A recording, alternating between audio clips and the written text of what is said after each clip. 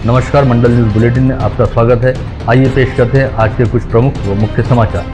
अब तक यदि आपने मंडल न्यूज के इस चैनल को लाइक व सब्सक्राइब नहीं किया है तो जल्द से जल्द इस चैनल को लाइक व सब्सक्राइब जरूर कर दें।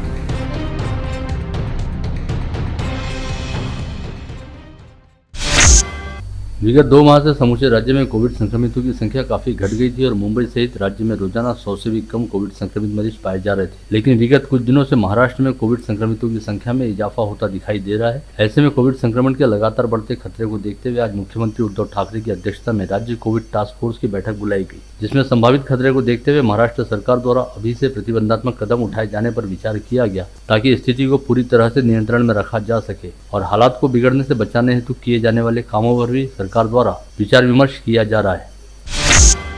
इसके साथ ही राज्य के उप मुख्यमंत्री अजित पवार द्वारा कहा गया कि इस समय जिस रफ्तार से कोविड संक्रमण के मामले दोबारा बढ़ रहे हैं उसे देखते हुए जरूरी है कि सभी लोग अनिवार्य तौर पर मास्क का प्रयोग करें, अन्यथा संक्रमण किस रफ्तार से बढ़ता है और हालात किस तरह से नियंत्रण के बाहर चले जाते हैं यह हम सभी ने कोविड संक्रमण की पहली और दूसरी लहर के दौरान देखा है।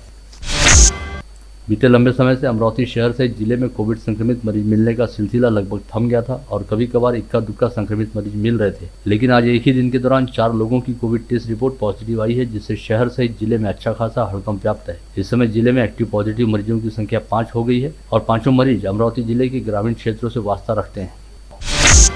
राज्य सरकार द्वारा स्थानीय स्वायत्त निकायों में सदस्य संख्या बढ़ाए जाने के संदर्भ में लिए गए फैसले के चलते अमरावती जिला परिषद में 7 नए सर्कल बनाने का निर्णय लिया गया था, जिसके चलते 59 की बजाय 66 निर्वाचन क्षेत्र तय करते हुए आज राजस्व एवं जिला परिषद प्रशासन द्वारा नए गट व गण को लेकर प्रारूप प्रभाग रचना की घोषणा की गई। इसके तहत चांदूर बाजार, वरुड़, अंजनगांव, सुरजी, दरियापुर, भातकुली, अचलपुर व धारणी तहसील क्षेत्र में जिला परिषद का एक सर्कल बढ़ाया गया है। वहीं नांदगांव, खंडेश्वर, चिखलदरा, मुर्शी, अमरावती, तिवसा, चांदूर रेलवे व धामनगांव रेलवे तहसील क्षेत्रों में जिला परिषद सदस्यों की संख्या पहले की तरह रहेगी। प्रशासन द्वारा गट व गण यानी प्रभाग रचना को लेकर घोषित किए गए प्रारूप के संदर्भ में आगामी 8 जून तक आपत्ति व आक्षेप दर्ज कराए जा सकेंगे, जिन पर 22 जून तक संभागीय आयुक्त के समक्ष सुनवाई होगी और 27 जून को जिला निर्वाचन निर्णय अधिकारी के तौर पर जिलाधीश द्वारा अंतिम प्रभाग रचना घोषित की जाएगी।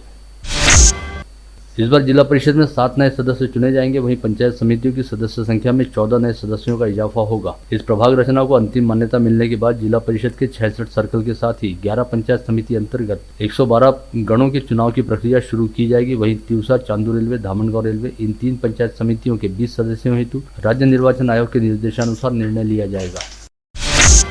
राज्य में कक्षा 10वीं और कक्षा 12वीं के विद्यार्थियों हेतु एक बेहद महत्वपूर्ण खबर है, जिसके मुताबिक जारी माह के अगले सप्ताह में कक्षा 12वीं और अंतिम सप्ताह में कक्षा 10वीं के परीक्षा परिणाम घोषित किए जा सकते हैं। इस बारे में खुद राज्य की शिक्षा मंत्री वर्षा गायकवाड़ द्वारा जानकारी दी गई। साथ ही उन्होंने बताया कि टीटी का परीक्षा परिणाम भी जल्द ही घोषित किया जाएगा।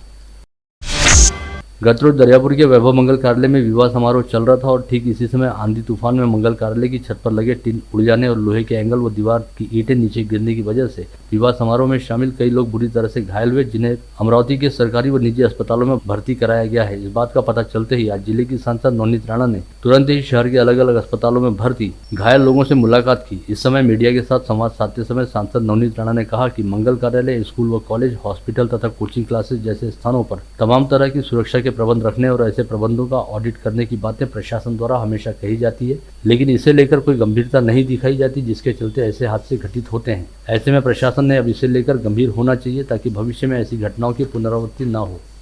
कारण एखादी वेळी जसं जोरात हवा सुटली आणि तिथे जर कोणताही कार्यक्रम असला तर बाकी लोकांना त्याचा अपघाताचं नुकसान नाही होत, पण याच्यामध्ये कोणाची मृत्यू हानी नाही झाली आहे, पण मॅक्सिमम लोकांना मला वाटतं ऑलमोस्ट 40-50 लोकांना तर मारा लागले होते आणि त्याच्यामध्ये काही आतापर्यंत हॉस्पिटलमध्ये आणि स्टिचेस खूप सारे लोकांना लागलेले आहेत। मला वाटते मंगल कार्यालयाचं कोणतंही ठिकाण असं जर असला तर आता पावसाची वेळ आहे, जोरात हवा जर सुटली तसा अपघात दुबारा होऊ नये त्याच्यासाठी सगळ्यांनी काळजी घेतली पाहिजे। अकोट कृषि उत्पन्न बाजार समिति के बीज महोत्सव के शुभारंभ अवसर पर राज्य मंत्री बच्चू कडू ने कहा कि इस बार प्रहार जनशक्ति पार्टी द्वारा अकोला, भुसावल, मुंबई व पुणे के महानगरपालिका के चुनाव लड़े जाएंगे और अकोला महानगरपालिका की सभी सीटों पर प्रहार के प्रत्याशी दिए जाएंगे। वहीं मुंबई व भुसावल सहित पुणे के महानगरपालिका में कुछ चुनिंदा सीटों पर चुनाव लड़ा जाएगा। इसके अलावा प्रहार द्वारा आगामी लोकसभा में 4 से 5 संसदीय सीटों पर तथा विधानसभा में 15 से 20 सीटों पर अपने प्रत्याशी खड़े किए जाएंगे।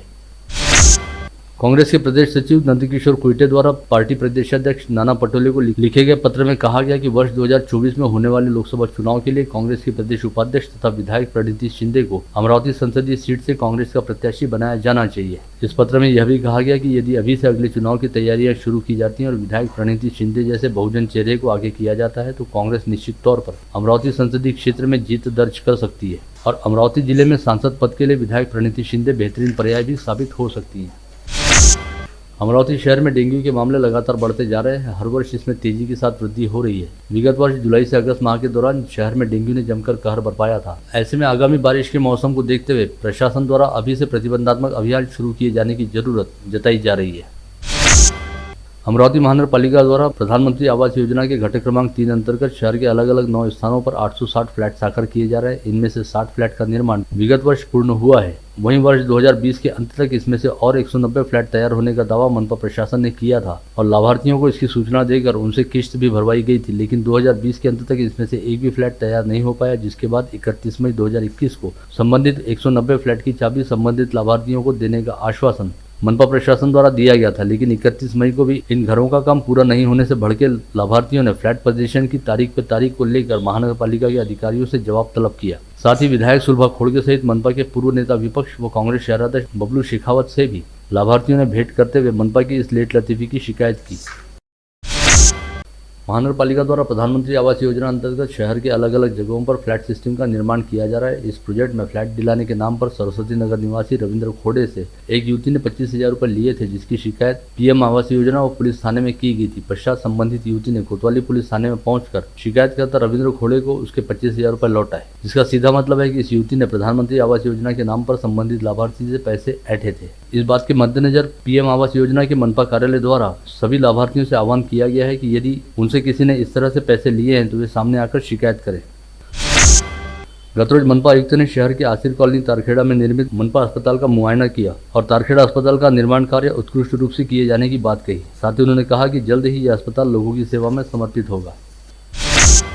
आज़ादी का अमृत महोत्सव अंतर्गत महानगर पालिका के कंप्यूटर विभाग द्वारा महानगर पालिका के अधिकारियों व कर्मचारियों के लिए साइबर सिक्योरिटी कार्यशाला का आयोजन किया गया। इस कार्यशाला में शहर पुलिस आयुक्तालय के साइबर सेल के सहायक निरीक्षक रविंद्र सहारे ने सभी को ऑनलाइन फ्रॉड से बचने के गुर सिखाए।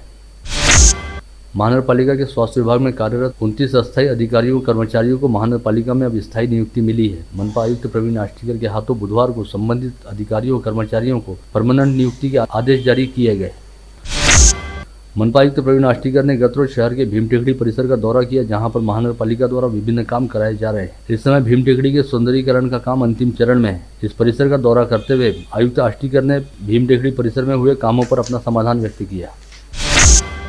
नाफेड द्वारा राज्य में चना खरीदी को केंद्र सरकार द्वारा समयावधि दी गई, जिस पर डॉक्टर अनिल बोंडे ने केंद्र सरकार के प्रति आभार व्यक्त करते हुए अभिनंदन किया। अब राज्य में नाफेड के चना खरीदी केंद्र 18 जून तक शुरू रहेंगे। ऐसे में डॉक्टर बोंडे ने सभी किसानों से इसका लाभ लेने की अपील की है। गत रोज सोनाथ फाउंडेशन के प्रतिपालकत्व योजना का शुभारंभ करते हुए संत गाड़गे बाबा अमरावती विद्यापीठ के कुलगुरु डॉक्टर दिलीप मालखेड़े ने कहा कि समाज में रहते समय हमें कई समस्याएं दिखती है। इनमें से अनाथ बच्चों की समस्या सबसे बड़ी समस्या है। ऐसी स्थिति में अपने परिवार की जिम्मेदारियां निभाते हुए अनाथ बच्चों की परवरिश के लिए लोगों को प्रोत्साहित करने के लिए प्रतिपालकत्व योजना अपने आप में बेहद महत्वपूर्ण है। इस योजना में साधन संपन्न परिवारों ने शामिल होकर अनाथ बच्चों के पालकत्व को स्वीकारने के लिए आगे आना चाहिए। खरीफ और रबी के मौसम में किसानों को दर्जेदार खाद बीज व कीटनाशक दवाइयां उपलब्ध कराने का नियोजन कृषि विभाग द्वारा किया गया है, जिसके तहत उड़न दस्तों का गठन किया गया है। इन उड़न दस्तों द्वारा संभाग के सभी कृषि सेवा केंद्रों की जांच की जाएगी और किसी भी तरह की गड़बड़ी पाए जाने पर दोषी पाए जाने वाले कृषि केंद्र का लाइसेंस रद्द करने के साथ ही कड़ी कार्रवाई की जाएगी। संत श्री गुलाबराव महाराज गुरुकुल बेलोरा में इस वर्ष गुरुकुल वेद विद्यालय में 22 छात्र अध्ययनरत थे, जिनमें से 10 छात्रों ने 4 वर्षीय वेद अध्ययन पूर्ण कर आलंदी सुवर्ण कंगन परीक्षा उत्तीर्ण की है। महेश नवमी महोत्सव संयोजन समिति द्वारा यहां बुलाई गई पत्रवार्ता में बताया गया कि स्थानीय माहेश्वरी पंचायत द्वारा श्री महेश भगवान के उत्पत्ति दिवस के उपलक्ष्य में आगामी सोमवार 6 जून से बुधवार 8 जून तक 3 दिवसीय महेश नवमी महोत्सव का आयोजन किया जा रहा है, जिसमें विभिन्न धार्मिक, सांस्कृतिक व सामाजिक कार्यक्रमों का आयोजन किया जाएगा, जिसे लेकर सभी तरह की तैयारियों को अंतिम रूप दिया जा रहा है। जेठ सुदी नवमी को पूरे भारतवर्ष में मनाया जाता है। अमरावती शहर में भी महेश नवमी का आयोजन अमरावती माहेश्वरी समाज संपूर्ण एक साथ होकर इसको भव्य रूप में मनाता है। इस आयोजन की शुरुआत हम सोमवार तारीख 6 जून 2006 को सुबह 10 बजे करने जा रहे हैं। इस आयोजन का विधिवत उद्घाटन सोमवार 6 जून को सवेरे 10 बजे माननीय Shri Anil ji Bhaurlal ji Lahoti GM commercial Aditya Birla group के जनरल मैनेजर हैं, उनके कर कमलों द्वारा और प्राध्यापक श्री राजेंद्र जी हरिराम जी सारडा सहयोगी प्राध्यापक शासकीय अभियांत्रिकी महाविद्यालय अमरावती तथा विदर्भ प्रादेशिक माहेश्वरी महिला संगठन की अध्यक्षा सो भारती राहुल जी राठी के प्रमुख उपस्थिति में हम मनाने जा रहे हैं। इस उद्घाटन समारोह के पश्चात दोपहर को 3 बजे से 7 बजे तक समाज के छोटे बच्चों से लगाकर 5 साल से लगाकर 17 साल के बच्चों के विविध स्पर्धाओं का आयोजन यहाँ पर किया गया है। वहीं दूसरी ओर महेश नवमी के उपलक्ष्य में श्री माहेश्वरी सेवा मंच व अमरावती तहसील माहेश्वरी संगठन द्वारा विश्व पर्यावरण दिवस का औचित्य साधते हुए रविवार 5 जून को साइकिल रैली एवं वृक्षारोपण कार्यक्रम का आयोजन किया जा रहा है, जिसके तहत रविवार की सुबह 6 बजे रविनगर परिसर स्थित बियाणी कॉलेज से साइकिल रैली की शुरुआत होगी।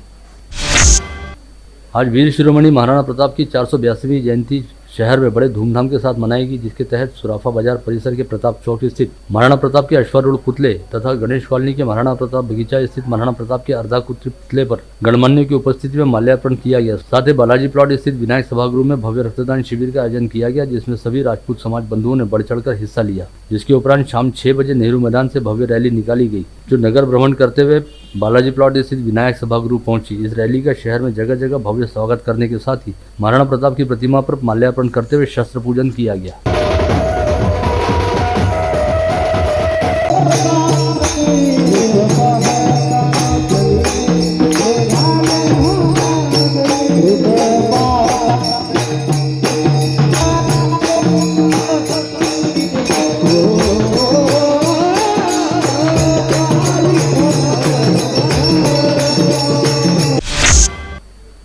जिला वकील संघ के सदस्य अंकुश तायडे से गाड़गनगर पुलिस थाने में मारपीट व अमानवीय व्यवहार के मामले की जांच के लिए Maharashtra and Goa bar council द्वारा प्रिविलेज कमेटी का गठन किया गया है, जो अगले सप्ताह अमरावती आकर दोनों पक्षों के बयान दर्ज करेगी, जिसके बाद अंतिम रिपोर्ट हाईकोर्ट व लोकायुक्त को पेश की जाएगी। ऐसी जानकारी Maharashtra and Goa bar council के सदस्य मोती सिंह मेहता द्वारा दी गई। वे आज जिला वकील संघ को भेंट देने के लिए अमरावती के दौरे पर पहुंचे थे।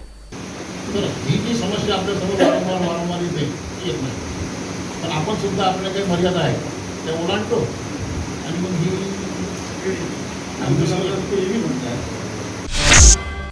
अंजनगांव सुरजी तहसील के कस्बे गवाड़ में ली गई ग्राम सभा में विधवा कुप्रथा बंद करने के बारे में गांव वासियों ने सर्वसम्मति से प्रस्ताव मंजूर किया। राज्य के हेरवाड़ा के बाद जिले के कस्बे गवाड़ में विधवा प्रथा बंद करने वाली यह पहली ग्राम पंचायत है।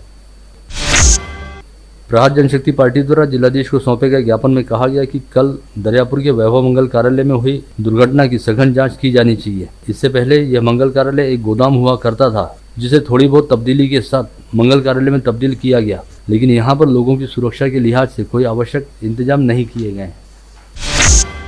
भारतीय जनता पार्टी अनुसूचित जाति मोर्चा द्वारा जिलाधीश को ज्ञापन सौंपते हुए कहा गया कि महावितरण कंपनी द्वारा इन दिनों लोड शेडिंग के नाम पर जनता को बेवकूफ़ बनाते हुए बिजली कटौती की जा रही है और आए दिन शहर के कई इलाकों में बेतहाशा बिजली कटौती हो रही है, जिससे लोगों को काफ़ी तकलीफों का सामना करना पड़ रहा है। विगत 5 अप्रैल को नांदेड़ शहर के ख्यातनाम भवन निर्माण व्यवसायी संजय बियाणी की 2 अज्ञात हमलावरों ने उनके ही घर के सामने अंधाधुंध फायरिंग करते हुए हत्या कर दी थी, जिसे लेकर की गई जांच पड़ताल में पता चला है कि मूलतः पंजाब से वास्ता रखने वाला कुख्यात गैंगस्टर रिंदा इस पूरे मामले का मास्टरमाइंड है, जिसने संजय बियाणी से 5 करोड़ रुपए का हफ्ता मांगा था और बियाणी द्वारा यह रकम देने से मना कर दिए जाने पर रिंदा ने अपने साथियों की मदद से संजय बियाणी की हत्या का प्लान बनाने के साथ ही इस योजना को अमली जामा पहनाया। ऐसे में पुलिस द्वारा रिंदा नामक इस कुख्यात आरोपी की तलाश की जा रही है। बुल्ढाना के पास ही स्थित नांदुरा मलकापुर राष्ट्रीय महामार्ग पर दीवानी न्यायालय के सामने बीती रात एक ट्रक अचानक बंद पड़ गया, जिसके बाद ट्रक चालक व वाहक मौके से भाग निकले। इसे लेकर संदेह होने पर जब परिसर वासियों ने ट्रक में झांक कर देखा तो उसमें 25 गोवंश जानवर ठूस कर भरे हुए थे, जिन्हें बाहर निकालने पर पता चला कि दम घुटने की वजह से 8 गायों की ट्रक में पहले ही मौत हो चुकी है, जिसके बाद नागरिकों की संतप्त भीड़ ने इस ट्रक को आग के हवाले कर दिया। इस घटना से नांदुरा शहर एवं परिसर में अच्छा खासा तनाव व्याप्त हो गया। एक ठेकेदार को किए गए काम के 5% के अनुसार 1 लाख रुपए की रिश्वत मांगने वाली बेसखेड़ा की महिला सरपंच, उसके पति सहित एक अन्य व्यक्ति को एंटी करप्शन ब्यूरो की टीम ने मंगलवार को रंगे हाथ दबोचा था, जिन्हें कल बुधवार के दिन अमरावती अदालत में पेश किया गया। अदालत ने तीनों की जमानत याचिका को खारिज करते हुए उन्हें 14 जून तक न्यायिक हिरासत के तहत जेल रवाना करने के आदेश दिए। चांदूर बाजार की जमील कॉलोनी में चोरी का एक अजीबोगरीब मामला सामने आया है, जब चोरों ने चोरी करने के बाद शेख इमरान शेख अमरुल्ला के घर में आग लगा दी। इस समय परिवार के सदस्य बाहर गांव गए हुए थे और घर का पूरा साजो सामान जलकर खाक हो गया। ग्रामीण अपराध शाखा की पुलिस टीम ने मध्य प्रदेश के कुख्यात चोर चरण सिंह भादा को गिरफ्तार करने में सफलता प्राप्त की थी, जिसने जिले के ग्रामीण इलाकों में 13 जगहों पर चोरी करने का अपराध कबूल कर लिया है। पुलिस ने इस चोर के पास से करीब 2,90,000 रुपये का माल बरामद किया है। फ्रेजरपुरा पुलिस ने वैभव अडोले नामक कुख्यात चोर को मोर्शी तहसील के येरला से गिरफ्तार करने में सफलता पाई है, जिसके पास से 1,20,000 रुपये कीमत के 13 मोबाइल बरामद हुए हैं। उम्मीद है कि इस कुख्यात चोर से और भी कई मोबाइल चोरी के मामले सामने आ सकते हैं। बलगांव पुलिस थाना क्षेत्र के रॉयल चेतक बार के सामने 3 आरोपी गांजा खरीदी बिक्री का लेन देन कर रहे थे, जिसकी सूचना मिलने पर पुलिस आयुक्त की विशेष दल ने छापा मार कर तीनों आरोपियों को गिरफ्तार किया, जिन्हें आगे की कार्रवाई के लिए बलगांव पुलिस के हवाले किया गया।